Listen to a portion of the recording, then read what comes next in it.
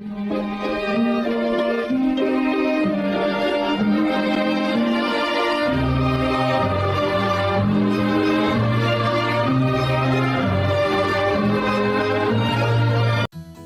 大家好，我係阿志啊，唔好意思啊，實在太忙啊，所以長期冇拍片，咁終於的起心肝，今次呢就帶大家去西安呢拍尋秦記啊今次呢我決定喺深圳機場出發嘅，咁點解要喺深圳機場出發呢？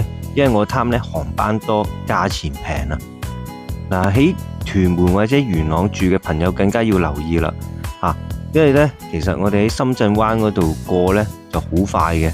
其實你去到深圳灣口岸呢，再搭地鐵去機場呢，預咗係1個鐘頭內就搞掂噶啦。咁機票價錢又點樣呢？就視乎情況而定啦，當然。但係通常呢，2000蚊有找嘅。今次我買咗早機去晚機返嘅。我建議大家呢上 trip.com 度買，無論係香港版或者內地版都 OK 嘅。大家應該係 download trip.com， 唔好逃避呢樣嘢，因為你去到內地嘅時候呢，可能你想買一啲門票呢，係真係需要靠 trip.com 先好嘅。未嚟過深圳機場嘅朋友啦，你當呢一個係第一個景點。呢個機場呢就好現代化，好時代感嘅，空間又大啦，已經去到係自助 check in 噶啦。咁你咪當係一個見識咯。如果要講呢，我係絕對唔鼓勵大家搭高鐵嘅，因為搭高鐵呢個時間實在太耐啊。當你超過4個鐘頭咧要搭，你嗰個喺個車廂裏面嗰個情緒呢，係會有啲影響噶，你會感到好悶。價錢隨時貴過買機票喎。而搭飛機呢，通常就係2個半至4個鐘頭嘅啫。另一點我要強調嘅呢，就係而家深圳機場呢，對於嗰個尿袋係有啲限制嘅。呢方面大家要小心啲。可以上深圳機場網頁睇下佢嗰個最新要求。咁話咁快呢，就去到西安啦。咁點呢？就梗係搭地鐵咧去市中心啦。西安咧喺呢10年裏面嘅進步就好大嘅，有地鐵咧由機場嗰邊掕過去市中心嘅。搭地鐵咧就有樣嘢好簡單易明啊嘛，所以全程主要嚟講我係搭地鐵噶啦，教大家。西安地鐵圖咧睇到啦，都幾複雜啊。我係住喺市中心大差市嘅。由機場去大差市咧就70分鐘左右嘅啫。咁上 trip.com 訂酒店啦。其實150蚊咧已經有一個3星 level 噶啦，嗰度好多酒店噶。你但求乾淨企理嘅啫嘛。咁有一個人建議咧，訂酒店不如揾一啲口碑比較好嘅，評分比較好，又近地鐵站嗰啲。講漏咗樣嘢啊，買地鐵飛咧可以買全日票嘅，15蚊咧就24小時，如果40蚊咧就連續3日嘅。好，放低行李，食飽個飯，我哋第一個景點大雁塔啊！喺邊度呢？喺大差市南邊4個站啫嘛。由2點鐘玩呢，玩4個鐘頭嘅可以。因為講嚟講去，成個地方係好大嘅。咁你睇到廣場中間呢，有個好大嘅一個噴水池啦。夜晚嘅時候呢，有呢個幻彩噴水表演嘅。咁大雁塔門票就10蚊。如果你登塔嘅話呢，就25蚊。就算你行動不便而唔登塔都好啦，你點都入去睇睇。呢個係當年唐三藏譯經嘅一個好重要地方。保留咗好多當年傳統嘅一個味道嘅。非常之有嗰個佛教氣氛嘅。我咁有好奇心就梗係會登塔睇睇噶啦。幫我拍片呢就會有翻啲保留嘅，唔會完完全全 show 晒 post 晒所有嘢嘅。因為我好多嘢呢都想大家去發掘啊嘛。如果我咩都影晒嘅時候，你哋就會覺得好冇樂趣，好冇人會過嚟玩噶啦。好，睇完座塔呢，咁你四周圍行啦，附近有啲攤檔啊、商場啊、花園啊嗰啲咁嘅，好有唐代味道嘅啲花園。7點鐘呢，就去翻噴水池個位，好重要啦。有個幻彩噴水池表演，咁個 show 大概15分鐘到啦。睇完之後，我哋去翻三藏法師嗰個位置，前啲呢，就係大唐不夜城。呢個一定係7點後過去呢，先至有嘢睇，有氣氛嘅。不夜城裏面呢，有好多攤檔嘅，呢個賣手信啊、食嘢啊，又或者係呢個唐裝嘅拍攝啊，乜都有嘅。晚餐呢，唔該喺度掃埋街啦。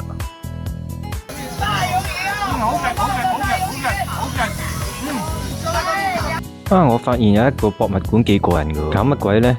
朱古力博物館，用朱古力嚟去做嗰啲兵馬俑啊、城樓啊嗰啲咁嘅嘢喎。哇！呢30蚊真係好抵俾喎，做到真係好似㗎，唔知以為呢係嗰啲皮具啊、陶瓷啊、兵馬俑嘅實物㗎喎。我嚟嘅時候呢，就係3月中啦，嗰陣時天氣都仲凍啊，好多人着漢服嘅。呢個係中國其他城市未必會有嘅現象嚟嘅。所以如果你有興趣去影漢服照呢，呢個城市係幾啱你嘅。睇下玩得幾開心啊！大家喺度哇大呼小叫咁預3個鐘頭啦。OK 咁你記住最遲呢真係11點呢好搭地鐵走啦，因為11點多啲呢，佢哋開始收車嘅地鐵。但我第一晚呢已經玩得非常開心嘅，呢度嘅地方係非常寬敞呢，唔逼仄嘅，個景又靚喎，配套設施例如洗手間嗰啲呢又做得好好嘅。我當你而家咩都唔買嘅，純粹係過嚟打卡啦，都抵到爛，因為附近實在太多唐朝式嘅建築啊，燈光啊、雕刻啊，嗰個環境佈局設計呢係好靚好精心嘅。而第二朝呢，7點鐘要起身呢，因為我趕住去鳳城10路呢個地鐵站。鳳城10路 D 出口向前行呢，你就會見到有個售票處嘅，叫綜合服務亭。咁就買50蚊張飛呢，去一個地方叫皇陵，其實即係皇帝陵。我哋嘅目標呢就係皇帝陵啦。其實大家可以 WeChat 或者打電話去買車飛嘅，因為都幾多人搭車嘅，又怕時間有變動喎。我班車呢就8點8開出嘅，咁2個半鐘頭車程就11點2到當地。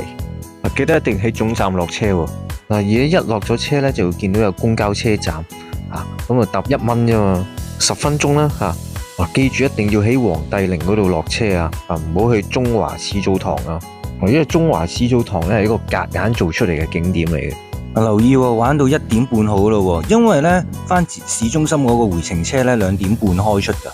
好，落咗車，哇，地方好大湖光山色添仲。一定要風和日麗嘅時間嚟呢，先至感受到佢嘅美麗同壯觀。不過有個非常大嘅挑戰就係要行好多級樓梯都幾辛苦咁放心，唔會搞到好似黃山嗰啲咁攞命嘅軒轅廟就係正門口，75蚊一張門票嘅。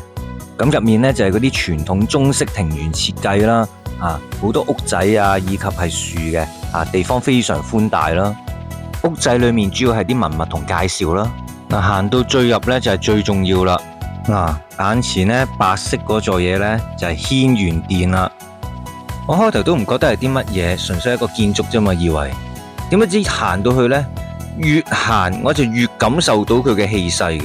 不過入到去呢，我覺得我好似拍緊《聖鬥士星矢大打12宮》咁樣呢。嗰啲建築設計嗰啲圖案嗰啲呢，真係有啲似古希臘神殿噶。我諗我拍片係拍唔到噶，你係要親自嚟到呢，先至感受到嗰種聖殿嘅氣勢。喺望上去天花板有個窿嘅，如果有太陽嗰陣時呢，哇正咯！哇，好似拍緊龍珠出元氣獄咁我強烈建議大家呢，一定要喺有陽光嘅時候先好嚟啦，因為有陽光你先至感受到嗰種天人合一嘅感覺。你好似遇見神，仲同佢混為一體嘅。有風吹嚟嗰陣時仲正，旗幟飄揚，啲風又沙沙聲，好似去咗天堂一樣嘅精神境界咁睇完之後出門口呢，有觀光車噶，主要都係睇風景嘅，20蚊一位。我諗呢度贏呢係贏個風景好優美呢啲樹呢，分鐘有幾百年歷史睇佢。實不相瞞，唔通真係話行幾百級樓梯，為咗去叫紀念皇帝咩？真係為咗睇樹景嘅啫。呢度啲樹棵棵都又直又高又大，棵棵都有仙氣同埋生命力嘅。香港人多車多，有時呢去郊野公園呢，在所難免呢都會有份嘈吵或者係太多雜氣呢度嘅空氣係非常新鮮。呢度有啲似日本嗰啲園林廣場咁嘅。哇！真係有一種如入無人地帶嗰種自由，呢種精神上嘅自由係難能可貴嘅。唔怪得知佢有5星 level。我喺香港嗰種混亂嘅心情呢，喺呢度得到治療。好，玩完搭返車去市中心，大概5點到啦。去鐘樓，好 C 出口上一層，然後就9號出口。因為呢個站咧有啲似八卦陣嘅嚇。第一次嚟都有少少亂添。嗱，咁我5點半鐘到啦。咁你睇出面咧就好似好光燦燦咁樣樣。點解咧？原來啊，西安個時間同泰國一樣，係比香港慢咗1個鐘頭嘅。實際嚟講，好，最重要嘅市中心地標鐘樓。日景靚啦，夜景仲靚嘅。夜晚好多人喺度打卡噶。嗱，鐘樓同鼓樓咧都係可以入去睇嘅，但係我覺得唔需要。佢哋都有幾百年嘅歷史，主要都係俾人用嚟打卡嘅啫。鐘樓一帶非常熱鬧嘅，食肆啊、買手信啊，乜都有。落咗樓梯之後咧，向前行咧，咁其實你會見到有座建築物嘅。佢就係鼓樓啦，同鐘樓好似嘅，都係一個打卡點。我建議5點半鐘左右到呢，係因為你可以睇到佢嘅日景同夜景啊。我都講過啦，呢度好多嘢食可以掃街啊嘛。你掃完街之後呢，你走嗰陣時咧已經係夜晚啦，咪可以影埋夜景咯。打完卡就向前行啦，你會見到有個牌坊呢，就寫住化國行嘅，入去啊。個感覺有啲似女人街同廟街係嘛？非常多嘅小攤檔啦，賣佢哋嘅飾物啊、筆墨紙硯啊、衫褲鞋襪咁樣嘅。咁佢賣嗰啲嘢咧就比較本地特色嘅，即係佢賣件 T 恤，件 T 恤都會有個兵馬俑嗰啲咧。同埋佢有一啲咧回教色彩嘅貨物，例如係地氈啊，呢個叫做回教嗰啲白袍啊、帽啊咁嘅。因為呢個範圍已經係回民坊。所以你要見到有啲居民嗰樣咧，同我哋唔同嘅。你睇左上方咧有座好似廟咁嘅嘢咧，嗰個就係大清真寺。25蚊張飛就7點鐘收工。山長水遠嚟睇清真寺，可能你會咁鬧我啦。咁其實我覺得好有意思嘅，呢度已經有成1003年歷史，唐朝嗰陣時已經有啦。佢仲保留咗咧1000幾年前嗰啲好古舊嘅建築風格啊同味道嘅。我相信佢咁多年嚟係冇乜點裝修，同埋冇被破壞過嘅，就係咁先原汁原味啊嘛。而家好多景點話係咩唐朝、宋朝，其實只係一個仿製品嚟嘅啫。打過咁多年仗，咁多天災人禍，好多咧都已經化為灰燼咯。喺呢度先揾到嗰種滄桑感嘅啫。好，出返去咧就夜晚啦，咁梗係掃街啦要。其實個範圍係非常之大嘅，就唔係話你見到眼前呢條街就係咁啊，可能隔籬嗰條街有燈光嘅已經係噶啦。咁即係點啊？可能你分幾次嚟啊，你都仲未行完呢個回民坊啊。香港人食嘢最中意係咁噶啦，睇下邊間鋪頭多人排隊啊，咁啊應該嗰間鋪頭就 OK 啊嘛。呢一間嘢啊，好多人排隊，你睇下，等咗都有20分鐘啊。嗰間鋪頭度食肉夾饃嘅，就係當地好出名嘅美食，都幾好食嘅。呢度好多回教食物嘅。手信鋪有好多嘅喎，呢間就特別多人嘅，叫長安市集。有啲甚至乎幫你順豐寄貨添。佢呢度啲餅係幾好食嘅喎，係絕對不下於咀香園嘅喎。佢哋嘅茶葉就叫做復茶，係有開胃嘅作用嘅喎。價錢又平，千祈唔好執輸。呢間鋪頭賣嘅糕點非常好食。呢間鋪頭呢就係賣銀器嘅，好過癮喎佢個設計，但係有個龍頭喺度添。話嗰晚仲派財神同我哋影相添啊！玩到8點半到，我哋落一個站去永寧門。永寧門 D1 出口睇城牆夜景。呢度收夜晚10點，你最遲9點好嚟啦。咁啊100蚊張門票貴啲嘅呢個位。我聽過去到夏天呢，甚至乎有表演添嘅。我嚟嗰陣時呢就正月嘅，咁所以呢，佢有花燈睇。花燈啊或者表演嗰啲唔係成日有嘅，所以嚟之前呢，大家呢最好上網睇一睇。我估中秋係會有花燈睇嘅再。今次又係因為有花燈我先嚟嘅，如果冇花燈或者表演嘅話呢，日遊就已經夠噶啦。同埋呢，城牆呢，佢分幾個門嘅，係永寧門先有啲嘢睇嘅。好浪漫寫意嘅一個晚上啦。喂，仲未完㗎，第3日仍然要去返永寧門，不過就由 D2 出口出，咁我哋就去碑林。由於我都有啲攰啊，尋晚咁，所以咧今日瞓晏咗嘅，不斷向前行啦行2-3分鐘到咯。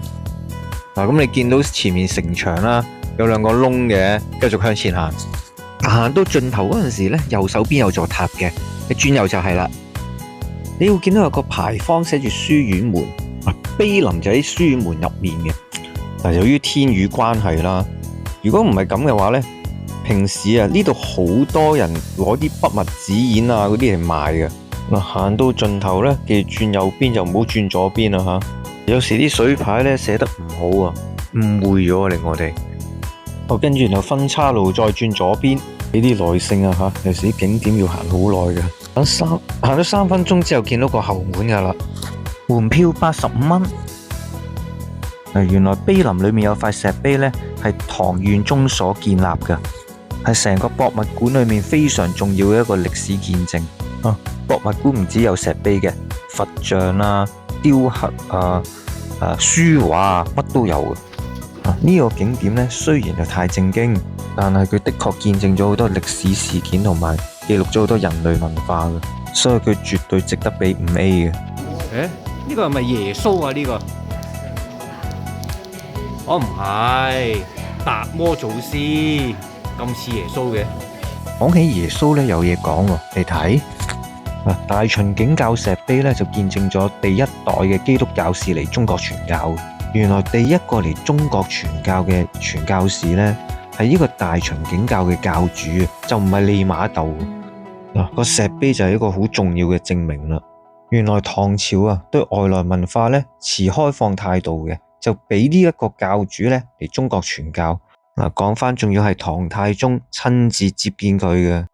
件事係一個好重要嘅見證嚟嘅，所以嗰個石碑呢係世界4大石碑之一嚟嘅。食晏啦，咁我成日呢見到有啲鋪頭呢有呢幾隻字嘅，呢個究竟係咩字？啲係咩麵咁解呢？嗰度啲人咧讀佢做餅餅麵嘅，廣東話咧就餅餅麵喎。唔食唔得啊，因為呢隻麵咧係陝西本土特產嚟㗎，廣東省都非常少見。點解叫餅餅麵咁過癮咧？就話個師傅整嗰陣時咧，將個麵粉白一聲咁白落個台度咧，發出咗餅餅聲喎。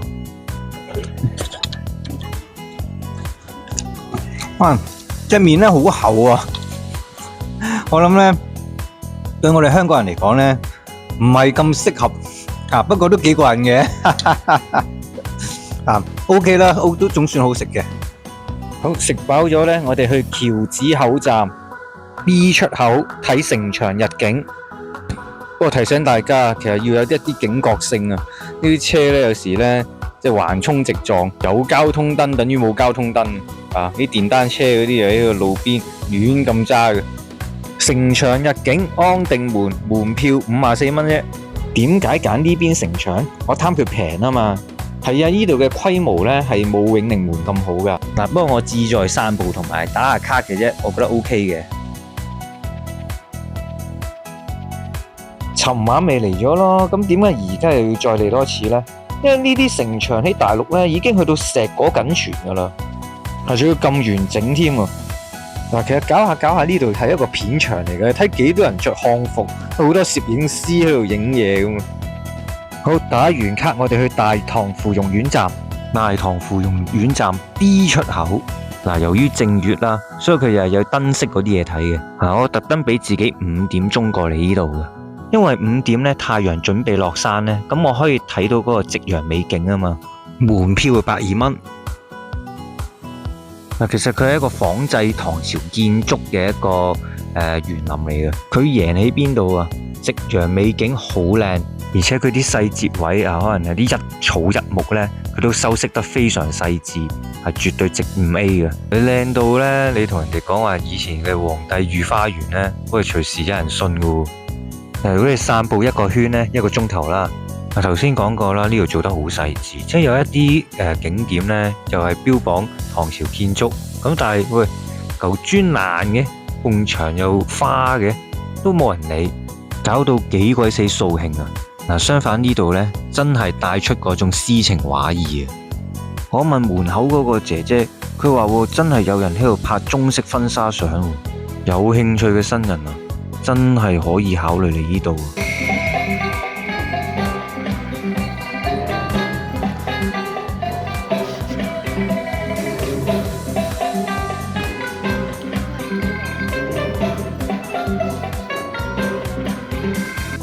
個園裏面呢，有好多呢啲小型表演嘅，買飛嗰陣時呢，了解翻個時間表啊。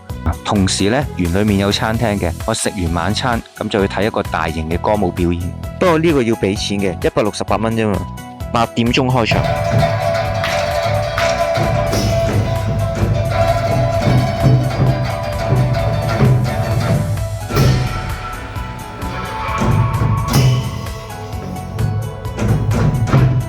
雖然表演咗只係30分鐘，但係非常精彩嘅。佢係好有唐朝嗰種歌舞氣氛啊！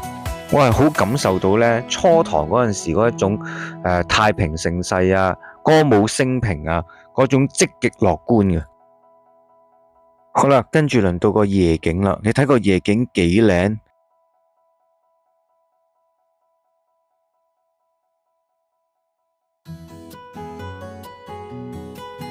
你哋睇幾美麗動人啊！我真係咧去到唔捨得走啊，好想咧永遠停留喺呢一個時空啊！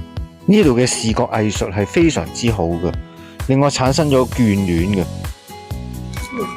其實咧原本我喺香港咧生活有啲問題咧，唔係咁開心噶，但係咧我喺度玩完之後咧，我成個人咧真係鬆晒、開心晒啊！係啊，咁頭先睇個歌舞 show 咧，真係好匠心獨運，好認真㗎，好值回票價㗎，誠意推薦，我真係好開心而家。與此同時，我好掛住我媽咪，好希望佢能夠喺現場同我分享。下次啦。唔好意思啊，我進入一個忘我嘅境界，我進入一個物我兩忘嘅狀態。四周嘅環境係比較寧靜嘅，但係咧無聲嘅勝有聲。好似喺度鼓勵我要勇敢面對生活，我一下子真係好感動。我諗呢，去到中秋嗰陣時呢，啲燈飾仲靚。第4日去華清池站東邊嘅1個鐘頭多啲車程。C 出口出咗門口行幾步呢，你就會見到有水牌同埋有票務員噶啦。坐613號車5蚊，15分鐘去兵馬俑，門票82蚊。真係要預約買飛㗎，因為呢個景點咧長期都好爆㗎，成日咧都賣晒啲飛。我出發嗰日咧都已經唔係旺季嚟㗎啦，但係12點就賣晒啲飛。我哋睇下幾人頭湧湧啊，真係。咁咧入咗嚟兵馬俑啦，咁頭先咧入嚟嗰陣時要過安檢啦，咁我身上有支水啊嘛，咁個姐姐就話：你呢支水咧要飲一啖俾我睇咁樣，嗰個飲啦。飲完之後咧，我真係咁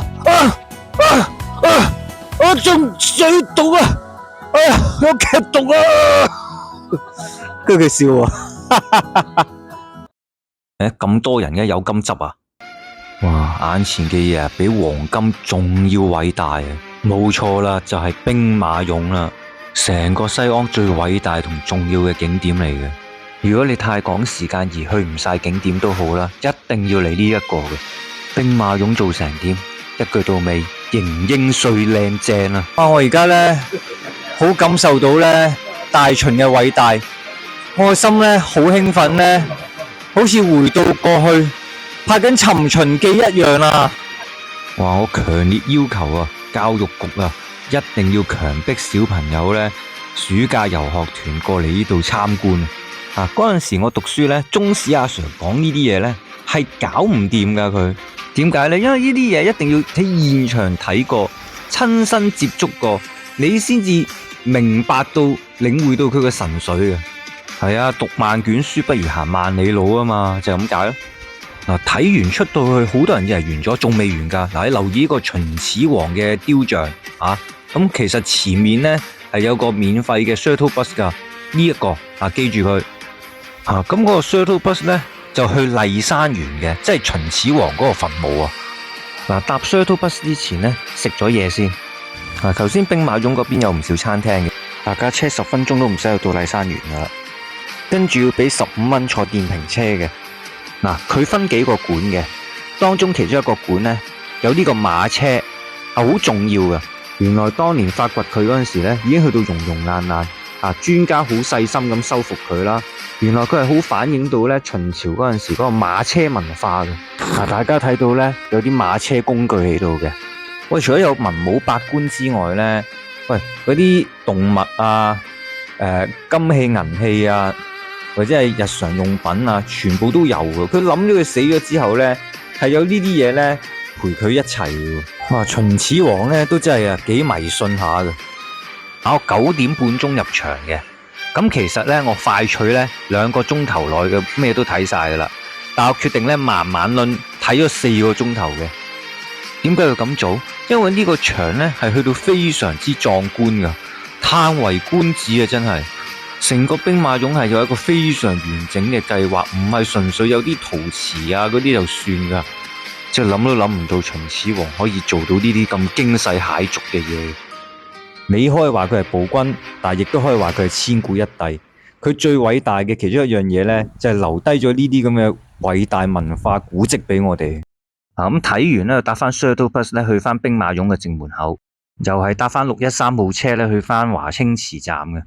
但係我哋去華清池站 B 出口，前面當然係華清池啦，但係有唔少嘅 sales 咧或者導遊咧會即係嬲你嘅，你唔好理佢哋。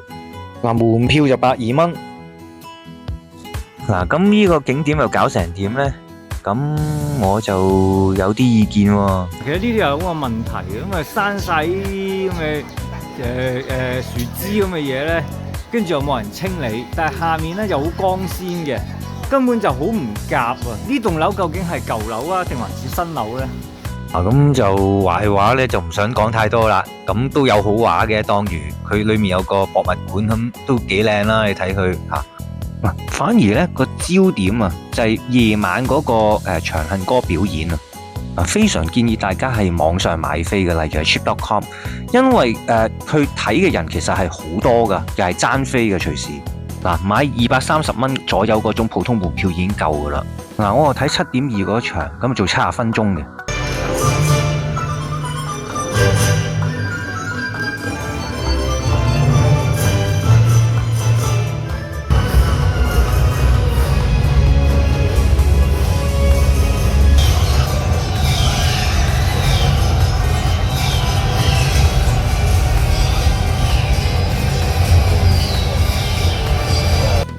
一句到尾掂啦，第5日最後一日，好，我哋去西安站啦。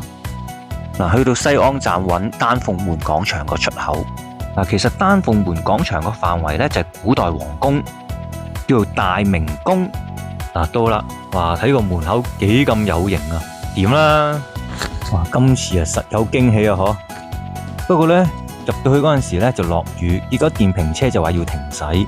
咁我睇佢範圍咧，即係大到成個香港機場咁喎，都冇計噶啦，照行啦吓，行咗半個鐘頭都仲係呢啲咁嘅樹景啊。當睇到呢個圖像咧，我估我應該到咗啦咁我問門票姐姐咧，佢就話60蚊，但係咧佢個 counter 冇得買飛喎，要你網上買喎我真係俾佢吹脹。喂，話明係售票處，喂 counter 居然冇得賣飛喎，你最多話賣晒啲飛嘅啫。唉，咁都唔算過癮啊！最過癮呢，就我入到去啦。你睇到嘅，喂，好似空溜溜，乜都冇咁嘅。入面應該有啲宮殿，好似門口嗰張相咁噶嘛。當我見到呢嚿嘢之後呢，我就恍然大悟啦。我知道呢，原來呢門口嗰張相呢，只不過係一個構想圖嚟噶咋。照片啊！今次真係，原來呢度呢係個皇宮遺址。你眼前睇到呢啲呢，係僅餘嘅一啲地基嚟嘅咋。咁我發現中間有個窿啦，有地下室啦。原來呢度呢係博物館嚟嘅。咁考古人員發現呢一個遺址嘅時候呢，都仲揾到一啲文物啦。亦都介紹翻呢一個唐朝皇宮嘅一啲背景啊資料咁樣。開頭我以為係明朝皇帝嗰啲別墅啊，因為佢叫大明宮啊嘛。咁後來呢，先話原來係唐朝皇宮。但係好不幸呢，發生咗戰亂，一場大火呢，咁渣都冇得剩嘅。神求叩見吾皇萬歲萬歲萬萬歲！平身啦，謝萬歲！哇！原來啊，唐朝國力最高峰嗰陣時啊，哇，各國使者走嚟進貢，哇，當皇帝係神咁拜啊！當中受影響最大嘅國家就係日本啦。日本人今時今日嘅思想啊，或者係佢嘅文化呢，都仲係好多唐朝色彩。而眼前呢一個呢，就係唐朝皇宮嘅模型嚟嘅。雖然而家科技先進，但係呢，由於規模太大，要重建真係好困難嘅。但我本人呢，對呢個景點呢，就有啲特別嘅諗法嘅。如果你唔係一個歷史迷嘅話呢，你要考慮下係咪真係嚟呢度，因為大家嚟呢度睇一個咁空溜溜嘅遺址呢，又要行咁遠路喎，咁係咪人人都中意呢？佢動塊牌出嚟話係玄武門遺址，但係又冇嘢影咁樣，可能你會失望。如果你唔中意唔緊要，去東邊嘅半坡遺址啊，喺半坡地鐵站嘅 A 出口向前行7分鐘到嘅，要行到去馬路轉左咁咧，行大概200米度咧，你見到左手邊有嚿嘢三角形嘅，就係啦。咁呢個景點咧已經有成70年嘅歷史噶啦，一個4A 級嘅老牌景點嚟嘅。佢係展示咗6、7千年前個人類遺跡嘅。